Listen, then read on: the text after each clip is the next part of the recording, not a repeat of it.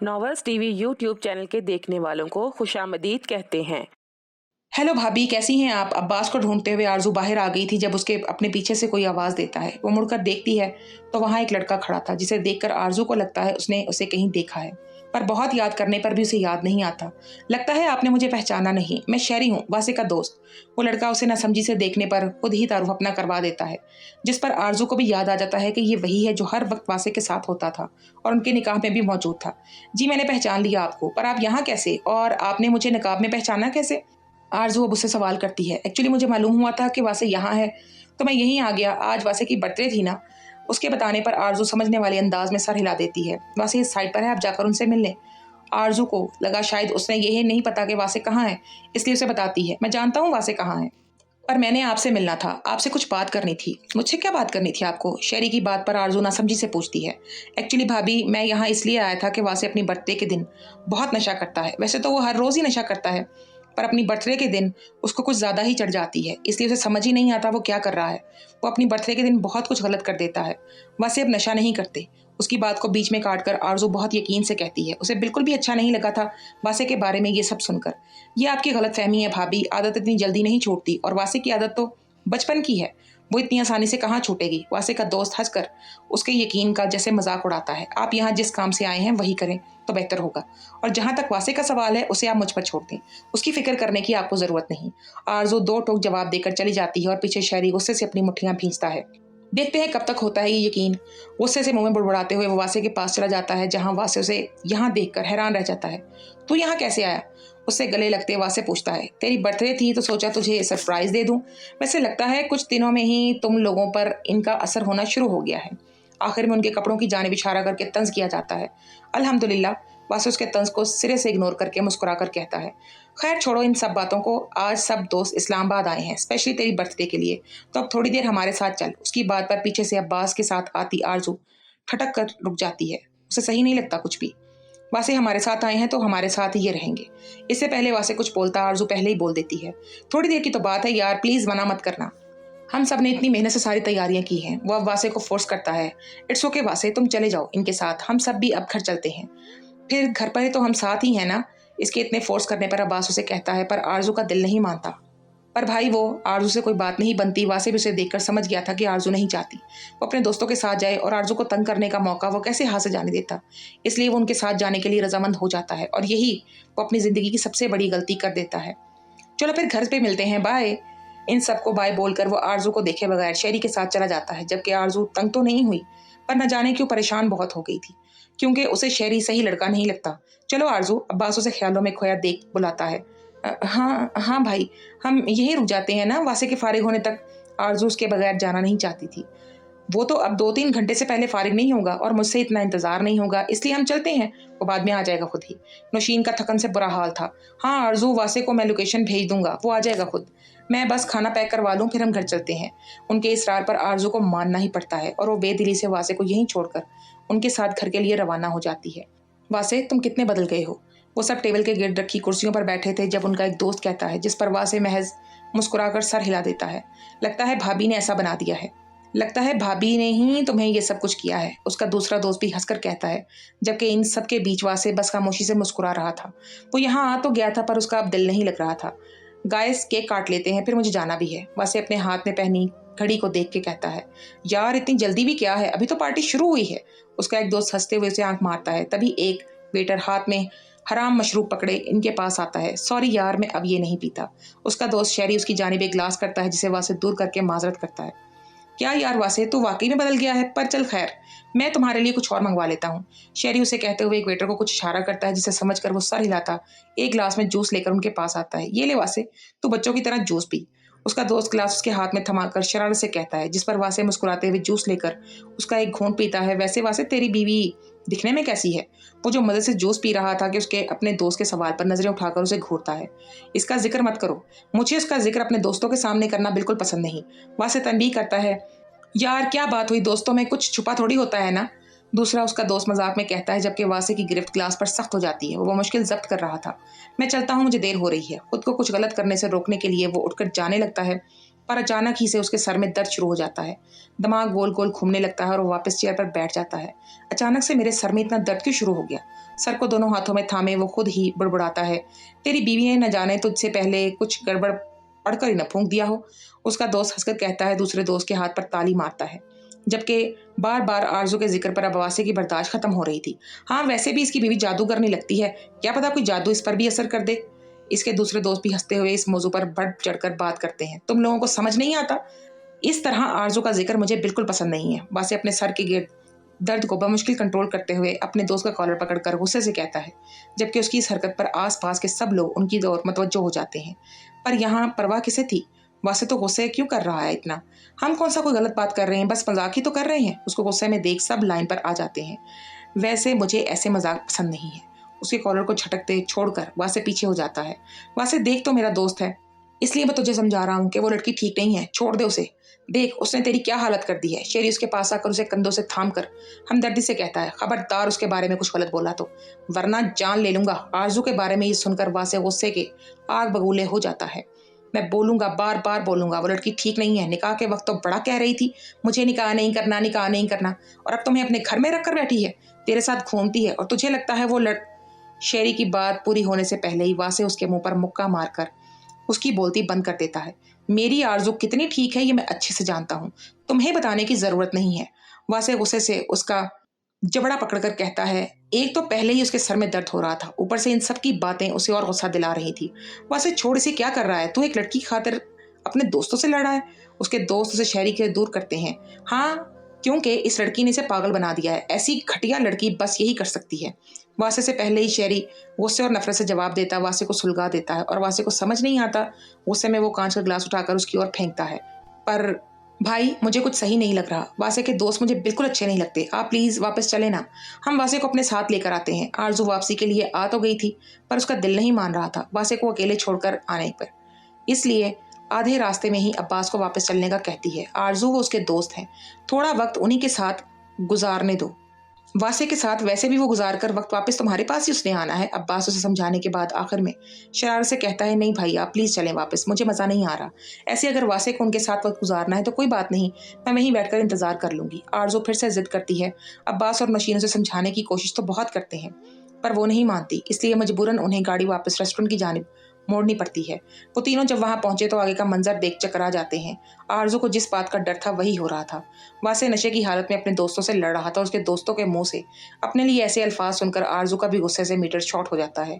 पर इस वक्त वासे को रोकना ज्यादा जरूरी था, इसलिए आरजू अपने गुस्से को साइड पर रखकर वासे को रोकने के लिए उसके पास जाती है। पर वासे अचानक ग्लास फेंकते पर वो ग्लास सीधा जाकर आरजू के सर में लग जाता है और देखते ही देखते सारा फर्श आरजू के खून से लाल हो जाता है। ये सब इतना अचानक हुआ था कि सभी अपनी जगह पर जम गए थे। वासे का तो घूमता सर मजीद घूम रहा था और अपनी बहन का खून बहते देख अब्बास के तो हाथ पांव ही कांपने लगे थे, जबकि दूर बैठे लोग ये मंजर देखकर वीडियो बनाने लगे थे। आरजू ये सबसे पहले नौशीन को होश आता है, जो भागकर आरजू के पास जाकर उसका सर अपने घुटनों पर रखती है। आरजू, तुम ठीक हो ना? प्लीज आंखें खोलो अपनी, देखो हम अभी डॉक्टर के पास जाएंगे, तुम ठीक हो जाओगी। प्लीज आरजू, आंखें खुली रखो। वासे, अब्बास, क्या कर रहे हो तुम दोनों? प्लीज इसे अस्पताल लेकर चलो। आरजू को होश में लाने के बाद वो अब्बास और वासे को भी आवाजें दे रही थी जो कुछ सुन ही नहीं रहे थे। अब्बास, प्लीज इसे लेकर चलो वरना ये मर जाएगी। नौशीन बेबस से चीखती है, जिस पर अब्बास भी होश में आ जाता है और कांपते जिस्म के साथ आरजू के पास आता है। उसे अस्पताल लेकर चलो जल्दी।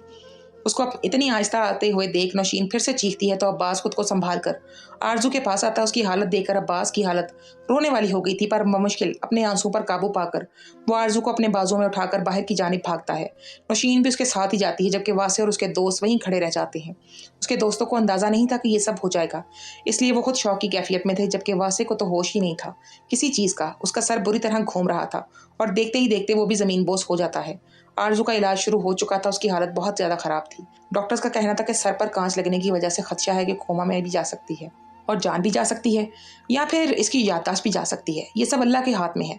अस्पताल आते ही अब्बास भी अपने होश गंवा बैठा था। उसकी लाडली बहन आज मरने के मुकाम पर है और वो इतना बेबस है कि कुछ कर भी नहीं सकता। नौशीन उसे सहारा देकर अब खुद भी हिम्मत हार गई थी।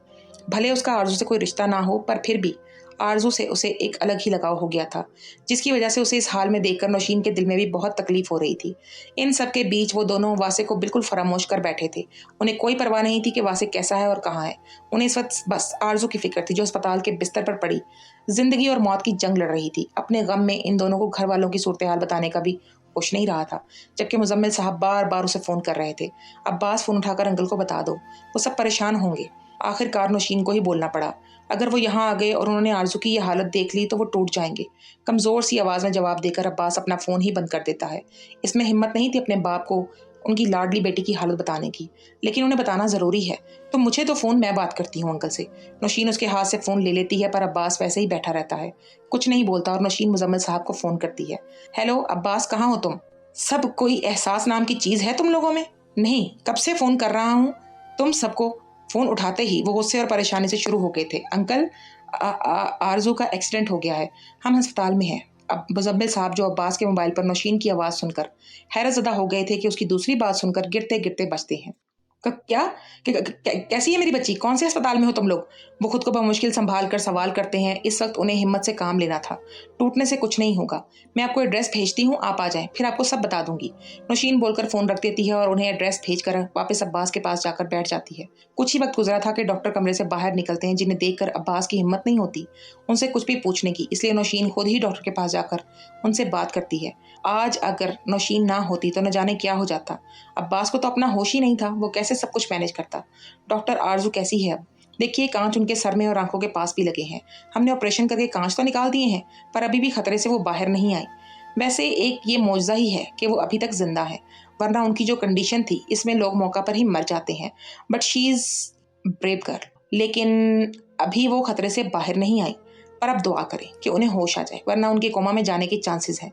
ये शायद वो अपनी मेमोरी खो दें। नौशीन के पूछने पर डॉक्टर अपने सारे खदशात उसके सामने रखते हैं, जिसे सुनकर नौशीन को रोना आता है। पर अभी वो रो नहीं सकती थी, आखिर सबको वही तो संभाल कर बैठना था। अभी वो डॉक्टर से मजीद बात करती कि वहाँ ऑपरेशन परेशान से मुजम्मिल फारूकी अपनी बीवी और भाभी के साथ पहुँच जाते हैं और बेचैनी से आरज़ू की हालत के मुतालिक पूछते हैं, जिस पर डॉक्टर उन्हें भी वही बातें बताता है जो नौशीन को बताई थी, जिसे सुनकर खदीजा बेगम के रोने में मजीद रवानी आ जाती है और मुजम्मिल साहब का चेहरा तो जब्त से सुर्ख पड़ गया था। वो किस तरह खुद को रोने से रोके हुए हैं ये सिर्फ वही जानते थे। ये सब कैसे हुआ? डॉक्टर के जाने के बाद मुजम्मिल साहब नौशीन और अब्बास से पूछते हैं, जबकि उनके लहजे में कुछ ऐसा था कि नौशीन को अचानक ही उनसे डर लगा था। पर फिर हिम्मत भी करते हुए वो बताना शुरू करती है, क्योंकि अब्बास की हालत देखकर उसे तो उम्मीद ही नहीं रखी जा सकती थी कि वहाँ सिर्फ नौशीन ही बचती है। वो अंकल, हम सब वासे की बर्थडे पार्टी कर रहे थे जब आहिस्ता आहिस्ता करके नौशीन उन्हें सारा कुछ बताती जाती है, जिसे सुनते हुए मुजम्मिल साहब गुस्से में मुठ्ठियाँ भींच लेते हैं, जबकि बाकी सब हैरान थे कि आखिर आरज़ू को वासे की इतनी फिक्र क्यों थी जो उसके लिए वापस रेस्टोरेंट गई। वासे कहाँ है? मुजम्मिल साहब गुस्से को जब्त करते हुए पूछते हैं। मैं नहीं जानती अंकल, हम उसे रेस्टोरेंट में ही छोड़कर आए थे। नौशीन सर झुकाकर जवाब देती है, पर आरज़ू वासे का क्या ताल्लुक है जो आरज़ू वासे के लिए इतनी परेशान थी? मुजफ्फर फारूकी, आरज़ू के ताया, अभी भी इसी बात पर अटके थे। बदकिस्मती से वो शौहर है आरज़ू का। मुजम्मिल साहब की बात पर खदीजा बेगम भी हैरान रह जाती है। आखिर वो भी तो लाइल थी। क्या पागल हो गए हो मुजम्मिल? वो आरज़ू का शौहर कैसे हो सकता है? मुजफ्फर फारूकी गुस्से से पूछते हैं। प्लीज़ भाई, मैं आपको बाद में बता दूंगा, बस सब कुछ, मगर फिलहाल मेरी बेटी ठीक हो जाए, वरना मैं खुद को कभी माफ़ नहीं कर पाऊंगा। इतनी देर में पहली बार मुजम्मिल साहब की आंखें नम हुई थीं, जिन्हें देखकर सबको तकलीफ होती है, और उनके बड़े भाई आगे बढ़कर उसे गले लगाकर तसल्ली देते हैं। वासे को जब होश आया तो वो नर्म से बेड पर लेटा हुआ था। उसका सर अभी भी दर्द से फट रहा था, मगर उसकी नज़र अपने हाथ पर पड़ती है जिसमें ड्रिप लगी हुई थी। थोड़ी देर तो उसे कुछ याद ही नहीं आ रहा था कि हुआ क्या है और वो कहाँ है, पर पूरी तरह होश में आते आते उसे सब याद आ गया था, जिसे याद करके वासे झटके से बेड से उठता है, जिससे उसके सर में दर्द की टीस उठती है।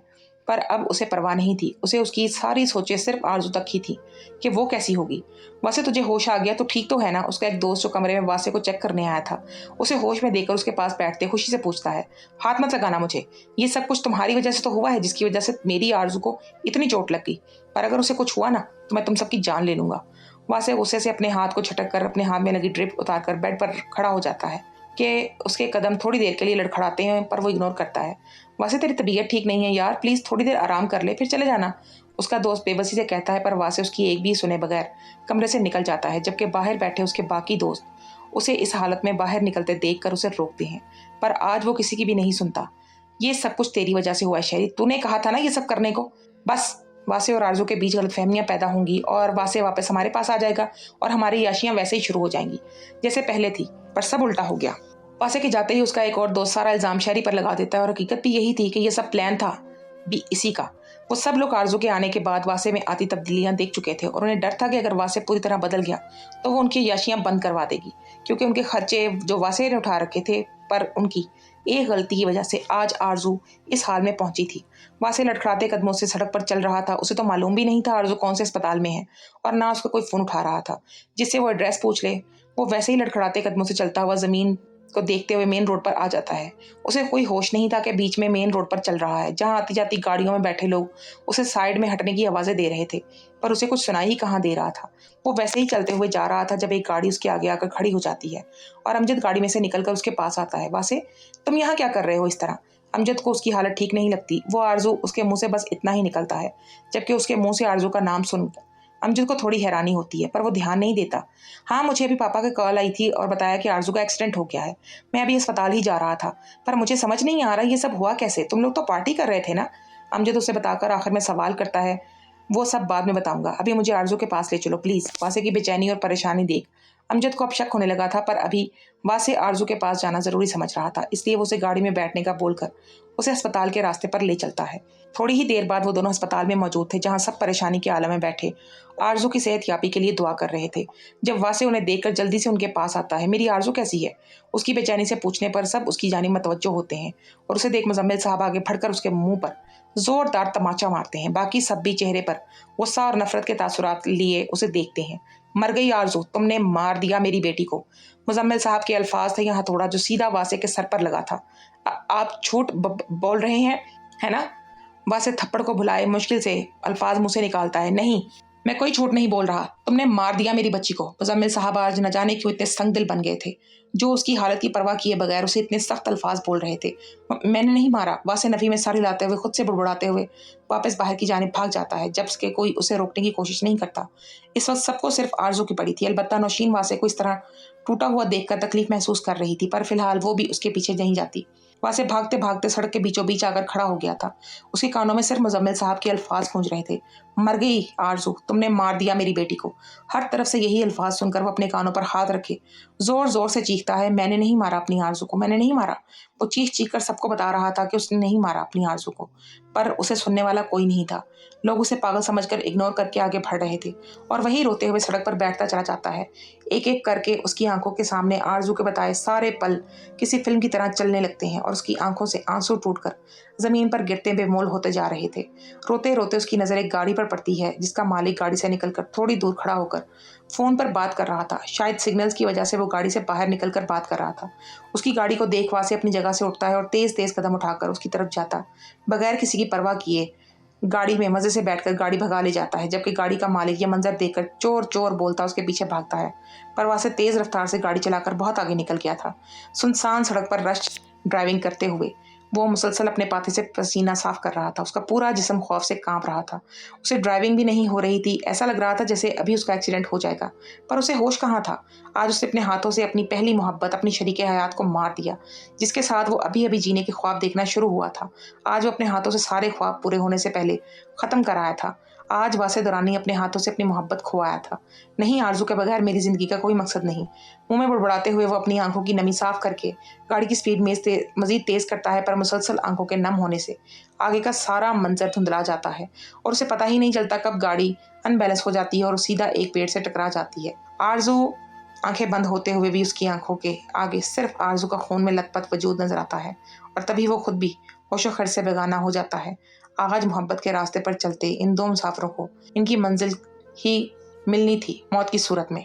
8 माह बाद दुबई के एयरपोर्ट पर कदम रखते ही एक सर्द हवा का झोंका उसे छू कर गुजर जाता है। एक जानी पहचानी सी खुशबू, एक अपनायत का एहसास, किसी अपने के आसपास होने का एहसास उसका दिल जोर से धड़का देता है। वासे दुरानी, आपने मुझे जिंदगी के ऐसे मोड़ पर लाकर खड़ा कर दिया है जहां मुझे किसी चीज में सुकून नहीं मिलता। मुझे अपना आदी बनाकर आप मुझे छोड़कर इतना दूर चले गए कि 8 माह में कभी पीछे मुड़कर भी नहीं देखा कि मैं जिंदा भी हूँ कि नहीं, या आपके बगैर मर गई। मैंने जिंदगी में कभी किसी से नफरत नहीं की, पर आज दिल में ये एतराफ़ करती हूँ कि मुझे वासे दुरानी से सख्त नफरत है और मैं कभी इनकी शक्ल भी अब देखना नहीं चाहती। अगर वो मुझे भूल गए तो अब से मुझे भी याद नहीं कुछ। अनजान चेहरों के बीच अपना सामान उठाकर एतमाद से चलती वो दिल में खुद से बातें करती जा रही थी। 8 माह वासे के इंतजार में गुजार कर अब वो थक चुकी थी। अगर वो शख्स उसे भूल गया है तो वो क्यों याद रखकर अपनी जिंदगी रोक ले। आज अपनी हर याद, हर निशानी को पीछे छोड़कर मैं यहाँ अपनी एक नई दुनिया बसाऊंगी जहां सिर्फ आरजू फारूकी होगी और कोई नहीं। अपने सामान को गाड़ी में रखकर वो गाड़ी में बैठकर एक नज़र एयरपोर्ट को देख सीट से टेक लगाकर आंखें मूंद लेती है। अब्दुल्ला भाई एयरपोर्ट पर किसी का इंतजार करते हुए उसे न जाने कैसे एहसास होता है, कोई धुंधला सा अक्स उसकी आंखों के आगे आकर उसे बेचैनी में मुब्तला कर देता है, जब अचानक ही पीछे से कोई लड़की उसे पुकारती हुई भागकर उसके सीने से लग जाती है, जिस पर वो भी होश में आते मुस्कुराकर उसके गिर्द बाजू फैला देता है। दोस्तों, आज की इस एपिसोड के बारे में हमें अपनी कीमती राय से ज़रूर आगाह कीजिएगा और नेक्स्ट एपिसोड को देखने के लिए चैनल को सब्सक्राइब कर लीजिएगा। आपका बहुत शुक्रिया।